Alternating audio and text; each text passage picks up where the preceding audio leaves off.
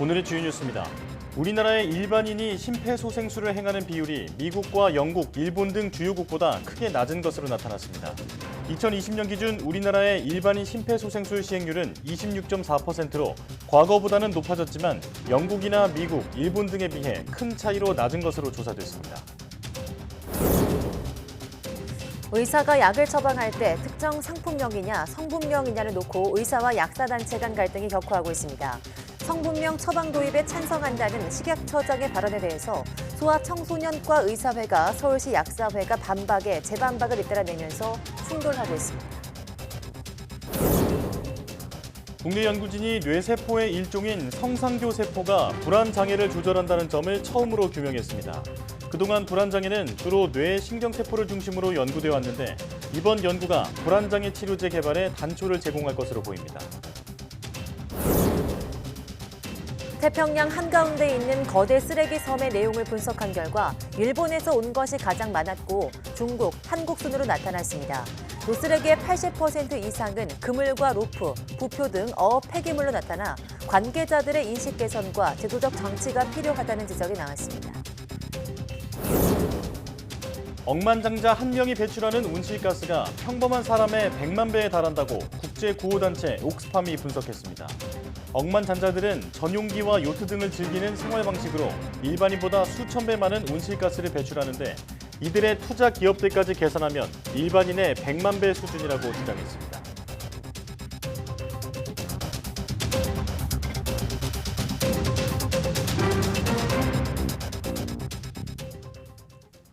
여러분 안녕하십니까? 사이언스 투데이 시작합니다.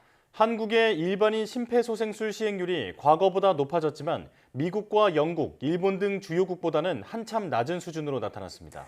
국회 보건복지위원회 남인순 민주당 의원이 질병관리청으로부터 제출받은 자료를 보면 한국의 일반인 심폐소생술 시행률은 2016년 16.8%, 2017년 21%, 2018년 23.5%, 2019년 24.7%, 2020년 26.4%로 증가했습니다. 그러나 2020년 기준의 영국 70%, 미국 40.2% 등 주요국에 비해서는 크게 낮은 수준입니다.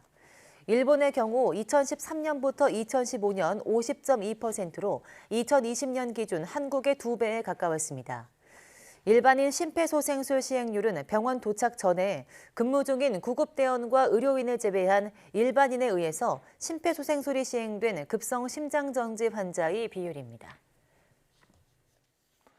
정부가 2023학년도 대학 수학능력시험 이후 연말까지 학생안전특별기간을 운영합니다. 교육부는 이 기간 다중밀집 환경대처법 관련 자료를 배포하고 심폐소생술 등 응급처치를 위한 지역별 안전교육 체험시설 정보 등을 제공할 예정입니다.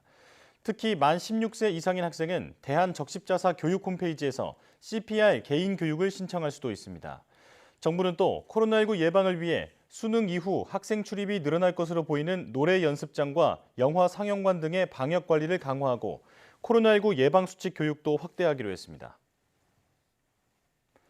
의사들이 의약품을 처방할 때 타이레놀 같은 특정 상품명으로 처방할 게 아니라 아세트아미노펜 같은 성분명으로 해야 한다는 주장과 관련해 의사와 약사단체 간 갈등이 격화하고 있습니다. 대한소아청소년과 의사회는 성분명 처방에 반대하는 의사들에 대해 리베이트로 이익을 취하고 있다는 내용의 성명을 낸 서울시 약사회 측을 명예훼손 등의 혐의로 고소하기로 했다고 밝혔습니다.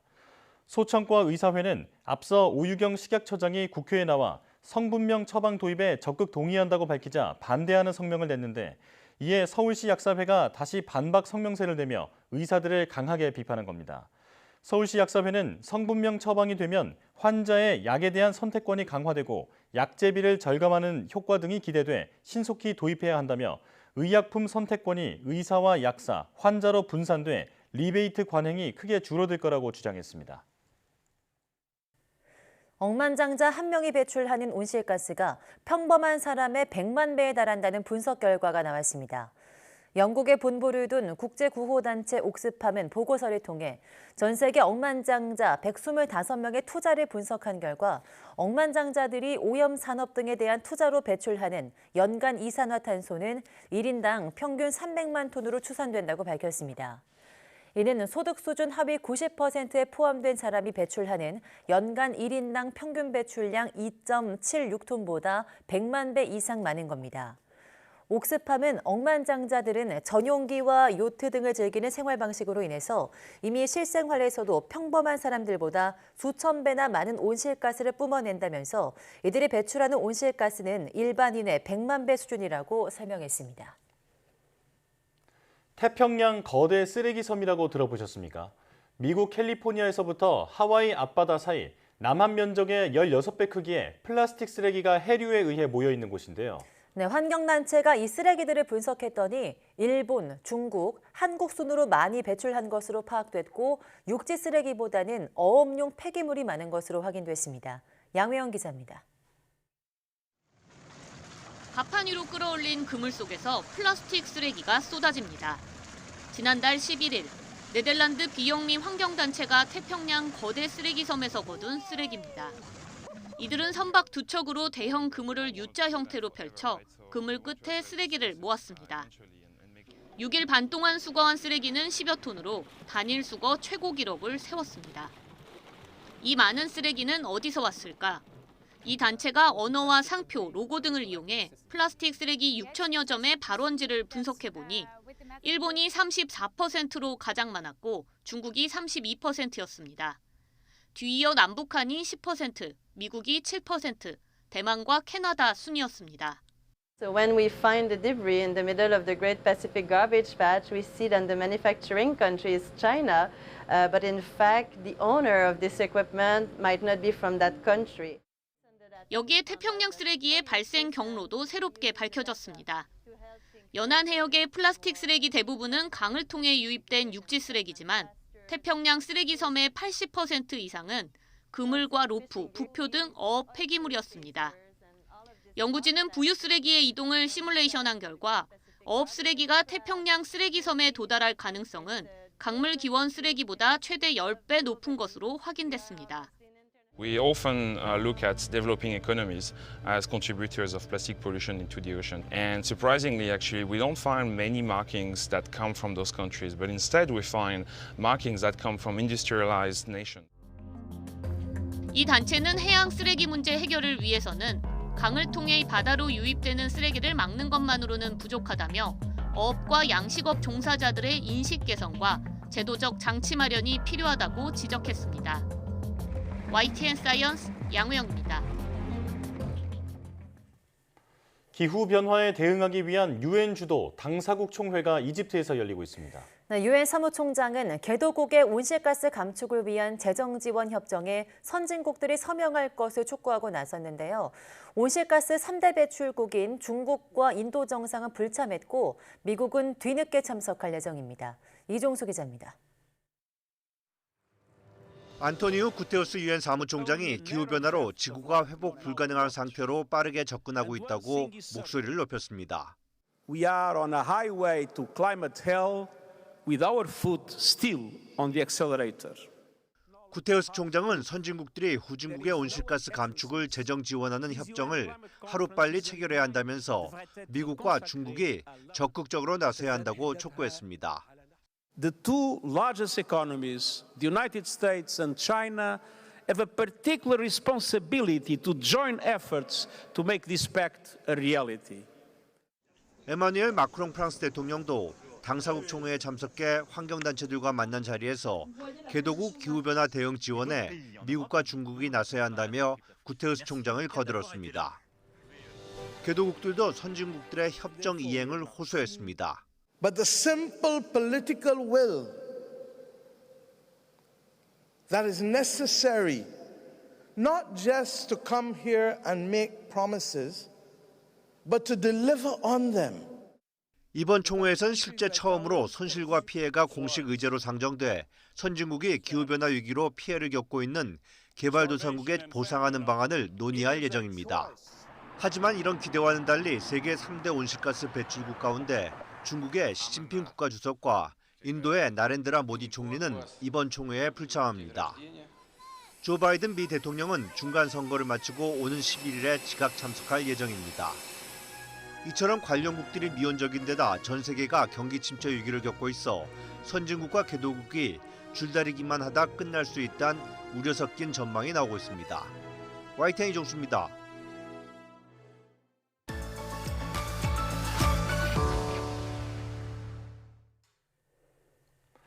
최근 국제적으로 전쟁이나 경제 위기 등 다른 이슈가 많다 보니 기후 위기에 대한 논의가 뒤로 밀리고 있다고 합니다.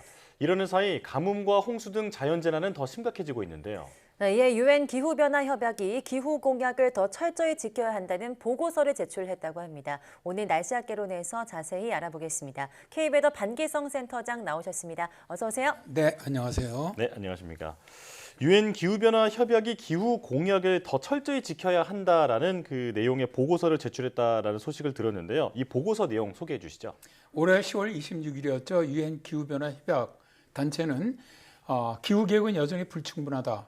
지금 더 야심찬 조치가 필요하다라는 제목의 보고서를 발표했어요. 네. 지금 전 세계적으로 온실가스 배출량의 감축을 진행하고 있습니다. 작년에 이제 2030년까지 온실가스 배출량을 2010년에 비해서 13.7% 늘리는 것으로 추정을 했었는데 올해는 10.6%로 약간 줄어들었거든요. 네.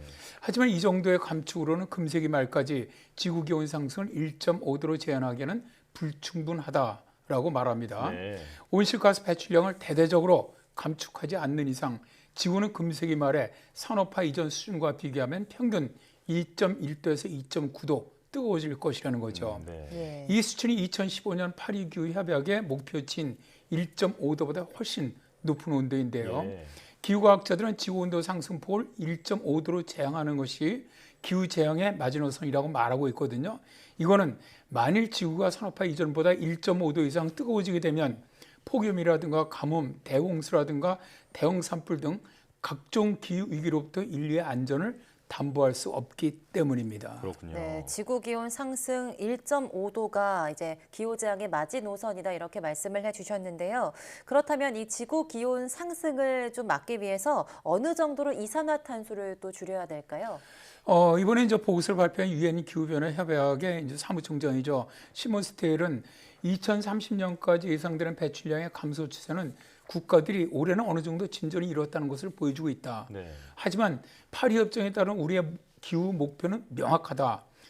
그러나 전 세계는 여전히 섭씨 1.5도로 제한하고 있는데 필요한 온실가스 배출량 감소의 규모와 속도에 근접하지 못하고 있다. 이 목표를 유지하기 위해서 각 국가는 기후행동 계획을 강화를 하고 향후 8년 안에 적극적으로 실행할 필요가 있다라고 말하고 있는데요. 네. 유엔 기후변화에 관한 정부 간 패널의 2018년 보고서에서는 이산화탄소 배출량이 2010년 기준으로 2030년까지는 45% 감축되어야 한다고 했었고요. 올해 초에 발표된 이 기구의 보고서에서는 2019년을 기준으로 해서 2030년까지 온실가스 배출량을 43% 감축해야 한다고 주장을 하고 있는데요. 네. 이 정도 감축을 해야만 기후변화로 인한 최악의 상태를 피할 수가 있다는 것이죠. 그런데 이제 세계자원연구소는 현재 각국의 온실가스 배출 계획이 지금처럼 유지된다면 온실가스 배출량을 2019년 대비 7%밖에 줄 수 없다고 분석하고 있거든요. 네. 많은 나라가 좀 온실가스 배출을 좀 줄이려는 노력에 동참하지 않고 있다는 뜻이죠. 예. 실제로는 이 온실가스를 절반 가까이 줄여야 하는 아주 급박한 상황이지만 현실은 그렇지 않다라는 얘기인데요.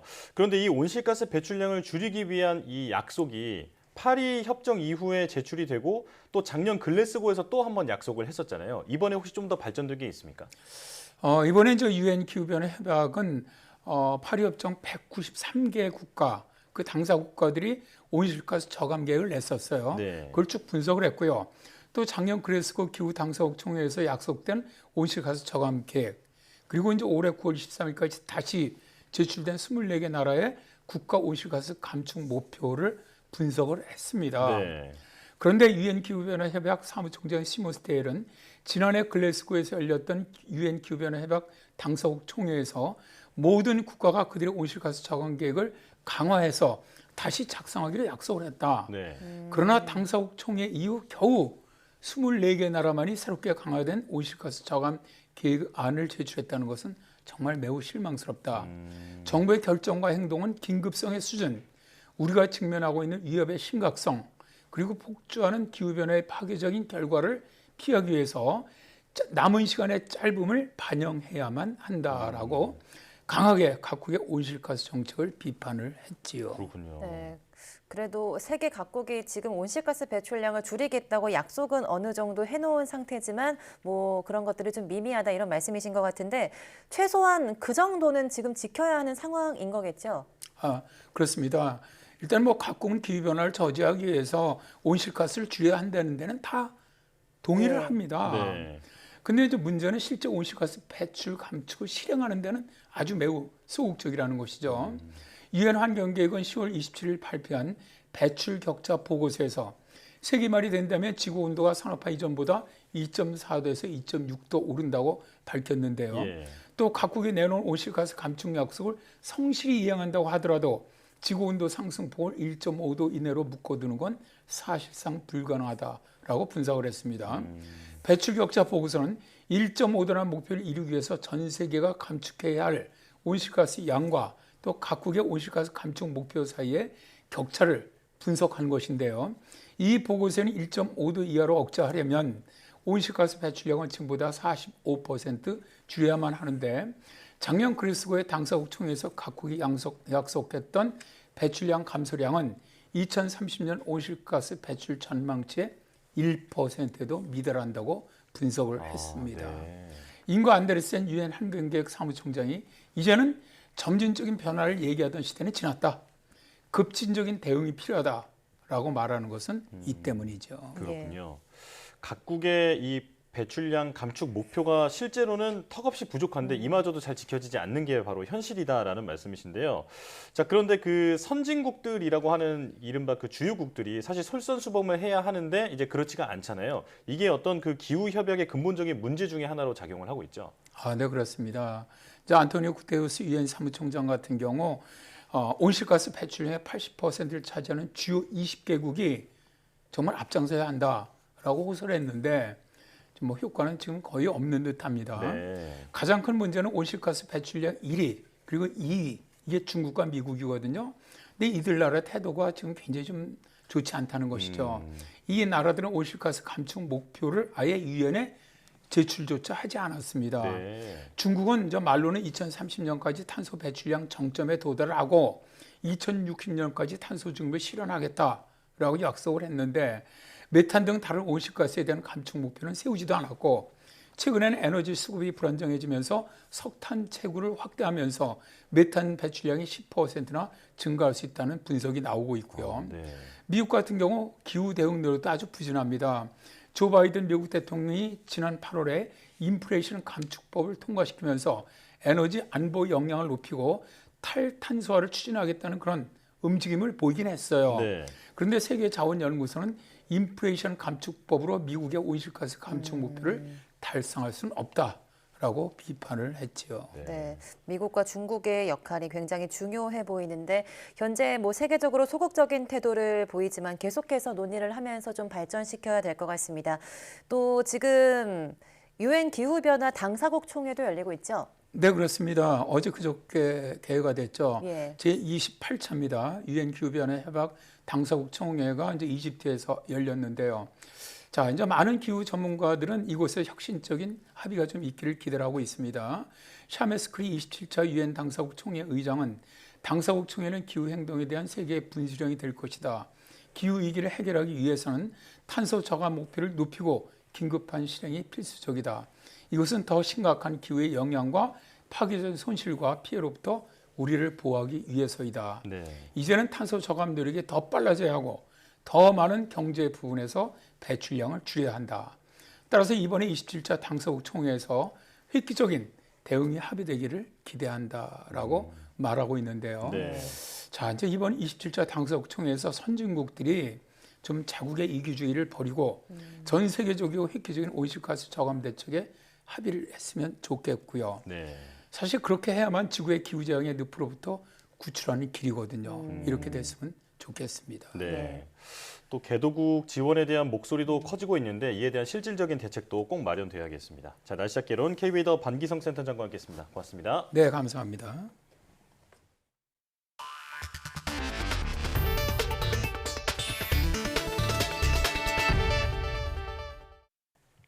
불안이 끊임없이 밀려오는 불안 장애는 사람을 힘들게 하고 삶의 질을 떨어뜨리지만 의학적으로 정확한 원인을 찾지 못해 뚜렷한 해소 방안이 없었습니다. 네, 그런데 국내 연구진이 뇌세포의 일종인 성상교세포가 불안 행동을 조절한다는 점을 처음 규명해 불안 장애 극복을 위한 새 가능성을 마련했습니다. 이성규 기자가 취재했습니다.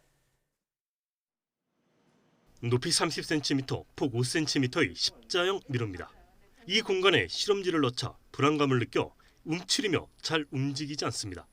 이번에는 머리에 광 케이블을 연결한 실험지를 넣고 5분간 파란색 빛을 쬐어줬습니다. 1분에서 2분 정도 지나자 쥐가 돌아다니기 시작합니다. 쥐가 불안감을 이겨낸 건 빛으로 뇌의 특정 세포를 자극했기 때문입니다. 앞서 연구진은 쥐의 두개골 속에 가느다란 광 케이블 일부를 심었습니다.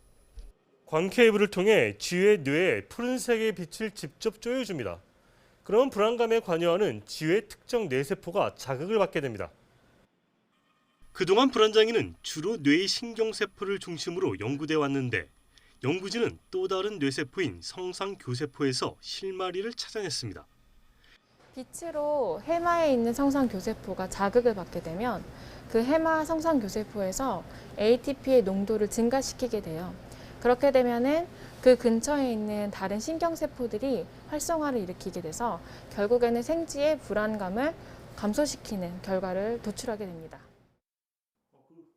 불안장애는 전 세계 성인의 약 30% 이상이 언제든지 경험할 수 있는 질환이지만 아직 뚜렷한 치료제는 없습니다. 이번 연구는 불안장애의 원인을 새롭게 규명한 것으로 앞으로 치료제 개발에 단서를 제공하겠다는 데 의의가 있습니다.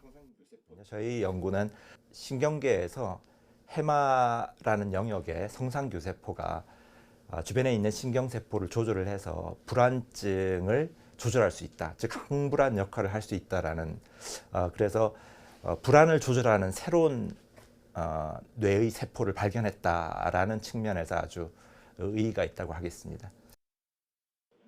이번 연구 결과는 국제학술지 네이처 커뮤니케이션지에 실렸습니다. YTN 사이언스 이성규입니다. 전동 자율주행 농기계 산업의 현재와 미래를 조망하는 박람회가 8일부터 사흘 동안 제주 농업기술원에서 열립니다. 박람회는 첨단 농기계 회사와 스마트팜 기업 등 100곳이 참여했고 자율주행 트랙터와 수학 로봇, 농업용 드론 등의 장비가 전시됐습니다. 또 탄소 중립 시대 농업 환경 변화에 따른 정책과 기술, 교육 관련 대규모 회의도 열립니다. 최근 식량 위기와 농업 인구 고령화에 따라 농업의 인공지능과 빅데이터, 로봇 등 첨단 기술을 접목한 이른바 에그테크 산업이 주목받고 있습니다. 산업통상자원부는 인도네시아 에너지광물자원부와 안정적인 핵심 광물 공급망 구축과 청정에너지 협력 강화를 위한 에너지 포럼을 화상으로 개최했다고 밝혔습니다. 우리나라는 니켈이나 주석 등 풍부한 자원을 가진 인도네시아와 매년 에너지 포럼을 개최해오고 있습니다. 두 나라는 포럼에서 핵심 광물 공급망 구축 협력을 강화하고 공동 연구센터를 설립하기로 했습니다. 또 기후변화 대응을 위해 청정에너지 분야 협력을 확대하자는 데 공감대를 이뤘습니다. 우리 총선격인 미국 중간선거가 현지 시각으로 8일 치러집니다. 이번 선거 결과에 따라 전국 주도권은 물론이고 2024년 대선 향방을 좌우할 수 있어 관심이 매우 뜨겁습니다. 지지율이 낮은 바이든 대통령은 마지막 유세 현장으로 경쟁이 치열한 경합지는 방문하지도 못한 반면 트럼프 전 대통령은 공개적으로 다음 대선 출마를 예고하는 등 광폭 행보를 이어갔습니다. 워싱턴 권중기 특파원이 보도합니다. 조 바이든 대통령의 중간선거 마지막 메시지는 위기에 처한 민주주의를 구해야 미국다운 미국을 만들 수 있다는 겁니다. 경제 실패론에 대한 방어 논리를 펴야 한다는 당내 일각의 주장에도 도널드 트럼프 전 대통령을 비롯한 극우 세력 때리기에 집중했습니다. We all know it in our bones that our democracy is at risk. Latest polls say 76% of American people worry about maintaining our democracy. 바이든 대통령은 마지막 유세 현장으로 박빙 승부가 예상되는 상원 선거 격전지 대신 민주당 승리가 유력한 뉴욕과 메릴랜드주를 찾았습니다. 격전지인 조지아, 위스콘신주 등에선 대통령 인기가 더 없기 때문입니다. 대신 오바마 전 대통령이 막판 유세 현장을 분주하게 누비며 바이든 정권을 지원했습니다.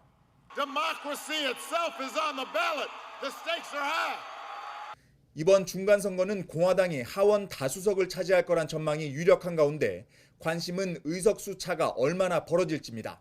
상원은 마지막까지 초접전 양상인 펜실베니아와 조지아, 네바다 3곳 가운데 2곳을 차지하는 곳이 다수당이 될 전망입니다. 선거 후반전이 될수록 더 주목받은 트럼프 전 대통령은 유세 현장에서 2024년 대선 출마를 언급하기 시작했습니다. And now, in order to make our country successful, safe and glorious, I will probably have to do it again, but stay tuned. 공화당은 하원을 장악하면 기세를 몰아 바이든 대통령 차남의 탈세 의혹과 트럼프 전 대통령을 수사하는 법무부에 대한 조사 등 각종 조사위원회를 꾸려 대선을 위한 반격에 나설 계획입니다. 바이든 대통령의 대표 공약인 인플레이션 감축법과 우크라이나 전쟁, 대북 정책 등에 대한 기류가 바뀔 수도 있는 지점입니다. 상하원 모두 공화당이 장악할 경우 트럼프 전 대통령의 공식 출마 선언도 조기에 이뤄질 것으로 보여 중간선거 직후부터 사실상 대선 국면으로 접어들 것으로 보입니다. 워싱턴에서 YTN 권윤기입니다. 트위터를 인수한 테슬라 최고 경영자 일론 머스크가 미국 중간선거를 하루 앞두고 무당층 유권자들에게 공화당에 투표할 것을 촉구했습니다. 트위터 인수의 후폭풍으로 같은 날 테슬라 주가는 폭락했습니다. 김태현 기자입니다. 일론 머스크는 트위터 계정을 통해 무당층 유권자들에게 공화당에 투표하라고 권유했습니다. 힘이 분산되면 최악의 권력 과잉을 막을 수 있다며 대통령이 민주당이라는 점을 고려하면 의회는 공화당에 투표하라는 겁니다. 두 당의 강경파 지지자들은 절대 반대편에 투표하지 않기 때문에 무당층 유권자들이 누가 의회를 책임질지를 실제로 결정하는 사람들이라고 강조했습니다. 머스크의 이번 트윗은 선거에 영향을 미치는 거대 소셜미디어 소유주가 직접적으로 특정 정당 투표를 촉구한 것이어서 논란이 예상됩니다. 로이터 통신은 주요 소셜미디어 플랫폼 수장이 미국의 한 정당을 노골적으로 지지한 첫 번째 사례라며 머스크가 트위터를 장악한 뒤 며칠 만에 바이든 대통령 반대자들에게 힘을 실어줬다고 지적했습니다. It seems rash and ill-considered, particularly since he's isolating or at least abandoning at least half the U.S. voting population. 머스크는 2016년과 2020년 대선에서 민주당을 지지했다고 밝힌 바 있지만 바이든 행정부의 정책과 계속 충돌하며 공화당 지지로 돌아섰습니다. 전기차 세금 정책과 억만장자세를 둘러싼 갈등이 대표적입니다. 바이든 대통령은 최근 머스크의 트위터 인수를 겨냥해 머스크가 전 세계에 거짓말을 뿜어내는 수단을 사들였다고 비판했습니다. 중간 선거를 하루 앞두고 테슬라 주가는 5% 추락하며 197달러로 마감했습니다. 마켓워치는 테슬라 종가가 200달러 선이 무너진 것은 17개월 만이라고 전했습니다. 외신들은 일론 머스크의 트위터 인수 리스크가 테슬라 주가 하락으로 이어졌다고 분석했습니다. YTN 김태현입니다. 김장철을 맞아 젓갈류를 사러 시장을 찾는 주부들 입장에서 제일 신경 쓰이는 게 바로 원산지입니다. 해양수산부는 젓갈류와 소금 등의 원산지가 제대로 표시됐는지 3주간 특별 점검에 들어갔습니다. 이승윤 기자가 동행 취재했습니다. 해양수산부 직원들이 젓갈류를 꼼꼼하게 살펴봅니다. 염장새우를 장갑 위에 올려놓고 상태를 살펴보고 원산지 표시와 유통 이력을 점검합니다. 소분해가지고 담아서 파는 거 있죠? 네, 그런 네. 경우는 원산지 통에 원산지 표시되어 있는 거 그대로 확인하셔갖고 네. 그대로 붙여가지고 파세요. 원산지. 네네네. 예. 잘 하겠습니다. 네. 수입산 염장새우는 암염을 사용해 소금이 녹아있지 않은 경우가 있기 때문에 국산과 쉽게 구별됩니다. 유통, 판매, 가공되는 수산물은 모두 원산지를 표시해야 하고 식당에선 고등어와 갈치 등 15개 품목이 원산지 표시 대상입니다. 유통 이력은 생산자가 붙인 QR코드와 판매자가 붙인 표시를 대조해보면 금세 확인할 수 있습니다. 신고 대상 수산물은 냉장 명태와 천일염, 염장새우 등 17개 품목입니다. 소비자의 알 권리를 보장하고 그다음에 수산물의 유통 질서를 확립하기 위해서 주로 이제 김장철에 소비되는 젓갈류나 아니면은 사용되는 소금에 대해서 이제 원산지 표시 확인을 하고 있고요. 코로나19 사태 이후 손님이 급감한 수산시장의 상인들은 자정 노력을 기울이고 있다며 김장철에 소비자들이 시장을 많이 찾아주길 희망했습니다. 소비자들이 일단 보시기 전에 저희가 알아서 먼저 체크를 잘 해서 표시를 하고 있으니까 어느 누구라도 오셔서 편안하게 원산지 믿고 구매를 하시면 될 것 같습니다. 특별 점검 대상은 백화점과 음식점, 전통시장, 수산물 제조, 수입, 판매업체 등 전국 146만 곳입니다. 해수부는 원산지 표시가 없거나 거짓 표시가 의심되는 경우에는 신고 전화 1899-2112로 신고를 받고 있으며 오는 25일까지 특별 점검을 이어나간다는 계획입니다. YTN 이승윤입니다. 국가 사이의 교역의 성적을 종합한 경상수지는 대외 건전성을 나타내는 핵심 지표인데요. 지난 9월 경상수지가 한 달 만에 흑자로 전환했습니다. 하지만 흑자 규모는 지난해 대비 80% 이상 감소했고 수출도 23개월 만에 감소하는 등 여전히 불안한 대외 여건이 이어지고 있습니다. 김지선 기자가 보도합니다. 한국은행이 발표한 9월 경상수지는 16억 1천만 달러, 지난 8월 30억 5천만 달러 적자를 보였는데 한 달 만에 흑자로 돌아섰습니다. 경상수지에서 가장 큰 비중을 차지하는 상품 수지가 회복한 결과입니다.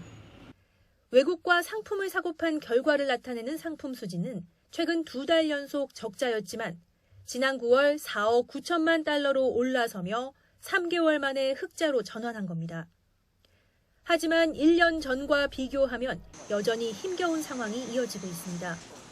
우리 경제의 버팀목이었던 수출은 지난해 같은 달과 비교해 23개월 만에 처음으로 감소한 반면 수입은 에너지 가격 고공행진의 영향으로 21개월 연속 증가세가 이어지고 있습니다. 경상수지 역시 지난해 같은 달 105억 1천만 달러 흑자와 비교하면 무려 84.7%가 감소했습니다. 불안한 추세는 당분간 이어질 것으로 보입니다. 수입은 유가 등 에너지 가격 움직임에 크게 영향을 받을 것으로 보입니다. 이와 같은 여건을 고려할 때 향후 경상수지 흐름의 불확실성이 매우 높은 상황이라고 하겠습니다.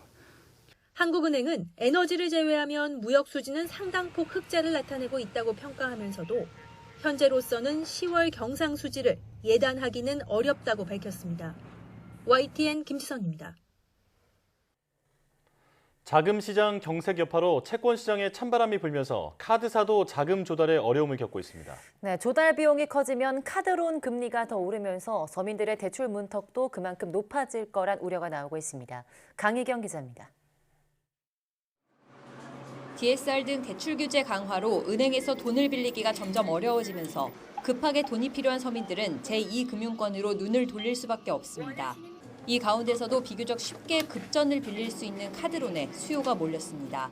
지난 6월 말 기준 자산 규모 상위 5개 카드사의 신용카드 대출 잔액은 34조 4천억 원으로 지난해 말보다 1조 5천억 원 늘어났습니다. 은행 신용대출이 10개월 연속 줄어들고 있는 것과는 대조적입니다. 경기 침체 등의 상황에서 대출 규제가 강화되면서 은행권에서 대출받지 못한 자금 수요가 일부 반영된 것으로 보입니다. 그러나 레고랜드발 자금시장 경색은 카드사도 예외가 아니었습니다. 카드사 돈줄인 여신 전문 금융채 수요까지 말라붙은 겁니다. 이에 따라 기준금리 인상으로 안 그래도 껑충 뛰었던 여전채 금리는 상승세를 이어가고 있습니다. 연초만 해도 연 2%대였던 여전채 금리는 지난달 말 기준 5.965%까지 올랐습니다. 문제는 카드사 자금 조달 비용이 오를수록 카드론 금리도 뛴다는 점입니다. 은행과 다르게 수신 기능이 없는 카드사는 여전채를 통해 운영자금을 조달하기 때문입니다. 카드론 금리를 높이는 데에도 한계가 있는 만큼 저신용자 대상 카드론을 축소할 거란 관측도 나옵니다. 최근 유동성 위기를 겪고 있는데 높은 고금리를 통해서 취약 차주에게 빌려준다 그러면 돈을 빌려준 것에 비해서 받을 확률이 굉장히 낮아지게 되고요. 이것은 또 수익성 악화로 이미 상호금융권과 저축은행에서도 속속 대출을 조이는 데다 대형 대부업체에서도 신규 대출 취급을 줄이고 있어서 서민들의 대출 문턱은 점차 높아질 전망입니다. YTN 강희경입니다.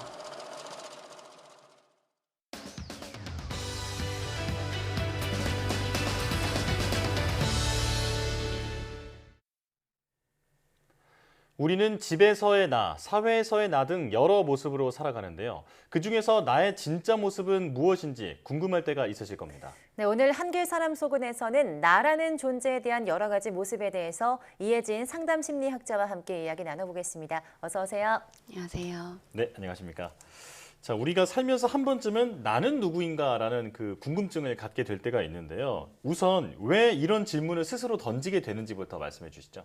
네, 우리가 참 정체성 고민을 많이 하면서 네. 살아오는 것 같아요. 네. 보통의 경우는 사춘기 때 나는 누구지 이런 고민을 시작합니다. 그런데 사실 정체성 고민은 그때가 끝이 아니죠. 네. 성인이 되어서도 중년이 되어서도 계속됩니다.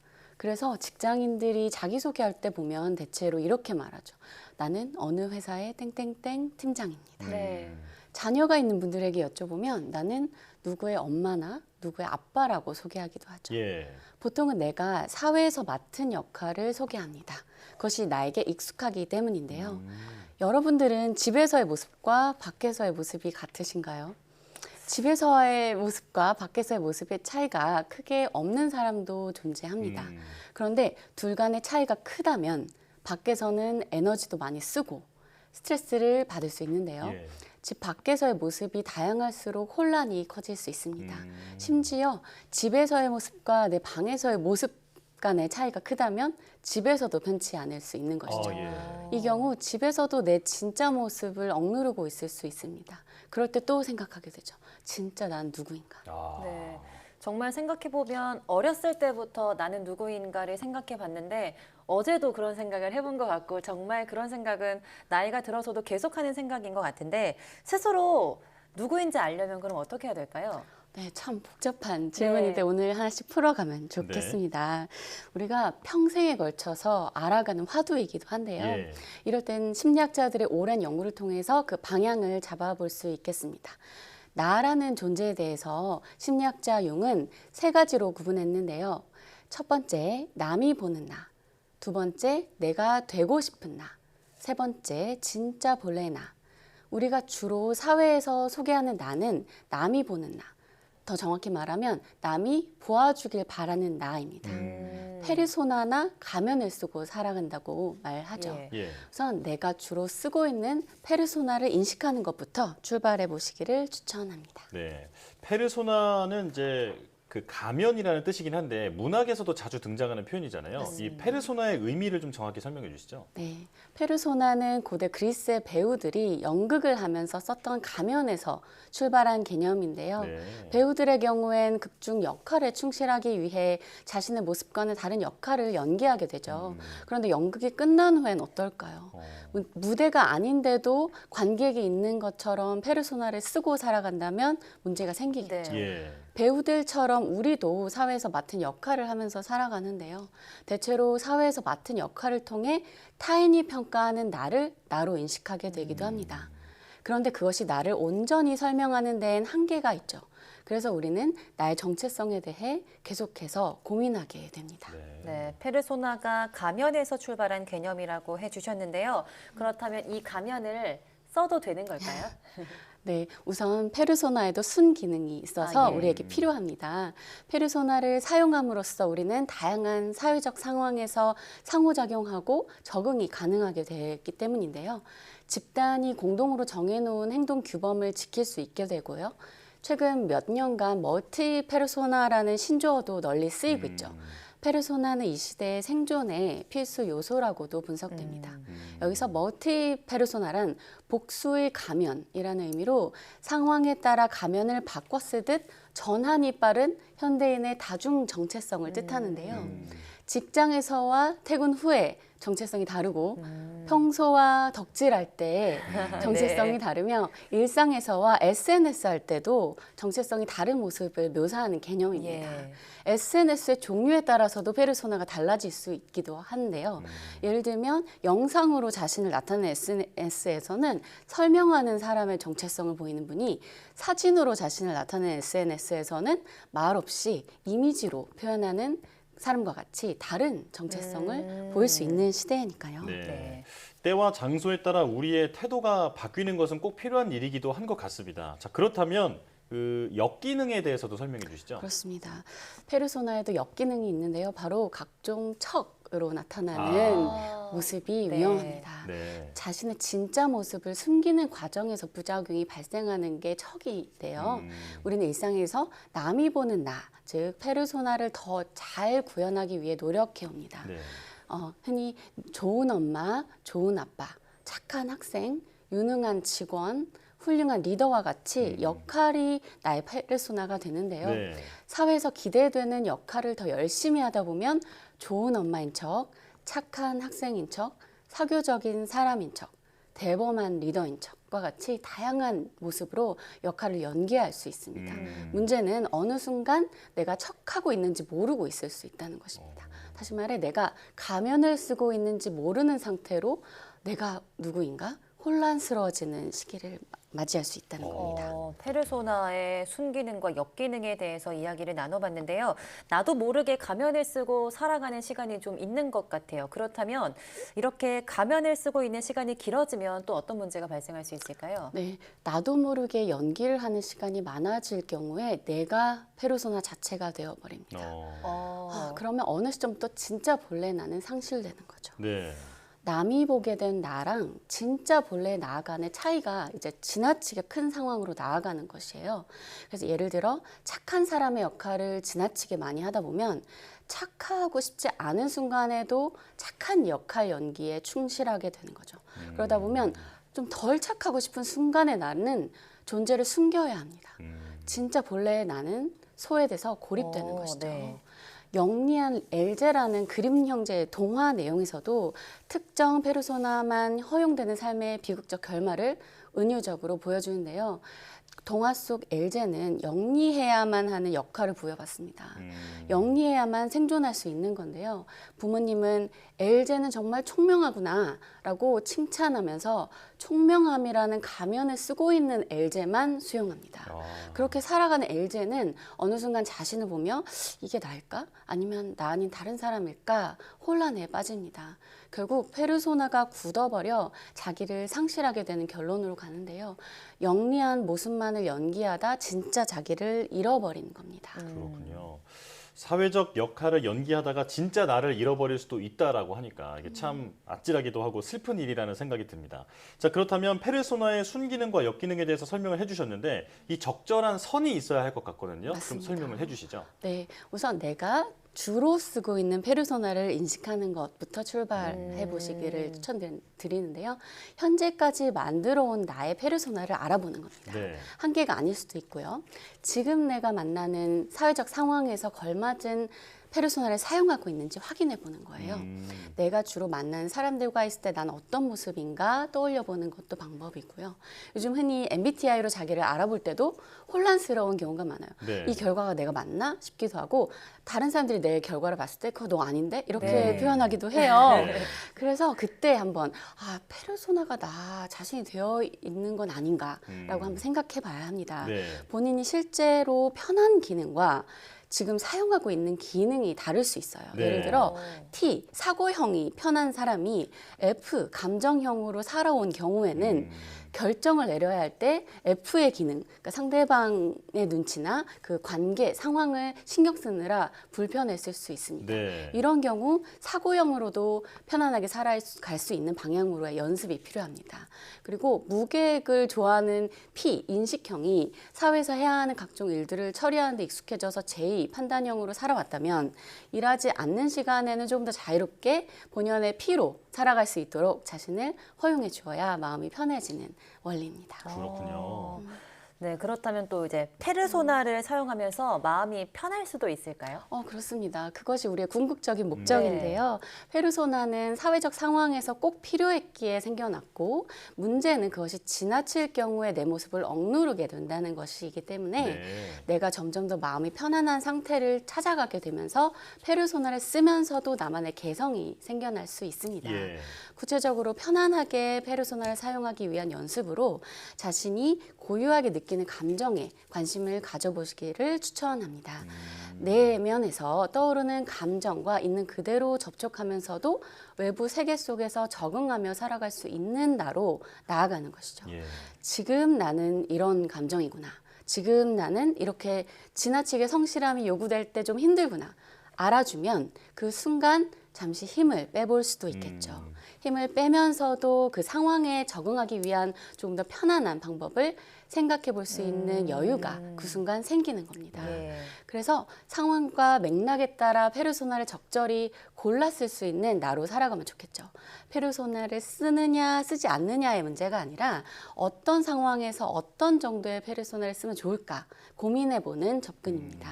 실제로 심리학자들은 고정적이고 변하지 않는 자기가 있는 것이 아니라 상황과 맥락에 따라 골라 쓰는 자기들이 있다고 주장하는 것입니다. 가끔 내가 아닌 나로 살아가는 거에 대해서 많은 사람들이 좀 스트레스를 받는 경우가 있을 것 같은데요. 진짜 나에 좀 초점을 맞추고 건강하고 어쩌면 조금은 좀 가볍게 페르소나를 사용해보는 것도 좋을 것 같습니다. 오늘 말씀은 여기까지 듣겠습니다. 이혜진 상담심리학자와 함께했습니다. 고맙습니다. 고맙습니다. 감사합니다.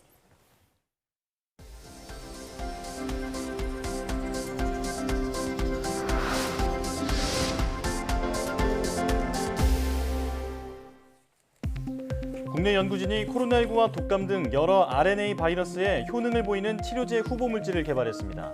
전남대와 한국생명공학연구원 등 공동연구팀은 RNA 바이러스 증식의 공통 기전을 규명하고 바이러스 증식을 막을 수 있는 물질을 개발했다고 밝혔습니다. 연구팀은 RNA 바이러스가 지방 방울을 세포 안에 쌓아놨다가 감염이 진행되면 이를 지방 분해 효소로 녹여 분리해내면서 증식한다고 설명했습니다. 또 지방 분해 효소를 억제하는 물질을 개발해 햄스터를 대상으로 실험한 결과 코로나19 바이러스와 독감에 의한 증상이 치료됐고 사이토카인 폭풍도 완화됐다고 말했습니다. 플라스틱에 첨가되는 내분비계 교란 물질 비스페놀 A를 대체하기 위해서 개발된 비스페놀 F도 신경 독성이 있다는 연구 결과가 나왔습니다. 한국화학연구원과 서울과학기술대 등 공동연구팀은 제브라피쉬를 대상으로 28일 동안 일반 환경에 존재하는 농도의 비스페놀 F를 노출한 결과 제브라피쉬의 뇌 조직에 미량의 비스페놀 F가 축적되는 것을 확인했다고 밝혔습니다. 또 제브라피쉬에서 새로운 환경에 대한 불안 반응이 증가했고 먹이 탐색을 위한 인지, 기억력이 저하됐다고 설명했습니다. 면역 항암제 개발 회사인 지노맨 컴퍼니가 식품의약품안전처로부터 담도암 환자를 대상으로 한 면역 항암제 임상 이상 시험 계획을 승인받았다고 밝혔습니다. 이번 임상 이상은 지노맨 컴퍼니가 개발한 면역 항암제 물질과 기존 면역 항암제인 키트루다를 같이 투여하는 방식으로 진행될 예정입니다. 지노맨 컴퍼니는 지난해 10월 해당 면역 항암제를 기존 면역 항암제인 바벤시오와 함께 투여하는 위암 대상 임상 이상을 승인받아 진행하고 있습니다. 한국과학창의재단은 미국 소프트웨어 교육단체인 코드.org와 영국 소프트웨어 교육재단 마이크로비트와 함께 글로벌 디지털 인재 양성을 위한 업무 협약을 맺었다고 밝혔습니다. 이번 협약에 따라 세 기관은 소프트웨어와 인공지능 교육 확산을 위한 캠페인과 컨퍼런스를 지원하고 교육 자료를 공유하고 공동 개발하며 교사 교육을 지원할 예정입니다. 조율래 과학창의재단 이사장은 새 기관이 지금까지 쌓아온 경험과 역량을 기반으로 글로벌 디지털 교육 격차 해소에 기여되는 초석이 되기를 기대한다고 밝혔습니다. 코드.org는 미국 비영리 단체로 전 세계 학생의 10%가 참여하는 아워 오브 코드 등 소프트웨어 교육 캠페인을 주도하고 있고 마이크로비트는 영국 재단으로 초소형 컴퓨터를 활용한 교육 등을 확산하고 있습니다.